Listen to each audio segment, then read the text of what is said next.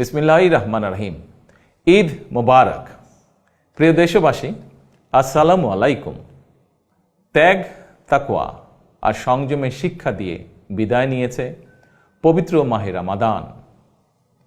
মাসব্যাপী সিয়াম সাধনার পর মুসলিম উম্মার বিশ্বজনীন ঐক্য, সংহতি, সহমর্মিতা এবং অনাবিল আনন্দের বার্তা নিয়ে এলো পবিত্র ঈদ উল ফিতর।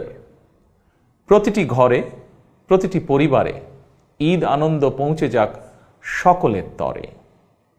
আসুন আমরা রমাদানের আদর্শে উদ্বুদ্ধ হয়ে একে অপরের সঙ্গে পবিত্র ঈদ আনন্দ ভাগাভাগি করে নেই।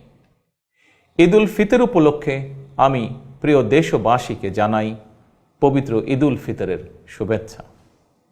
বাংলাদেশ সহ বিশ্ব মুসলিম উম্মার প্রতি জানাই আন্তরিক অভিনন্দন ও মোবারকবাদ।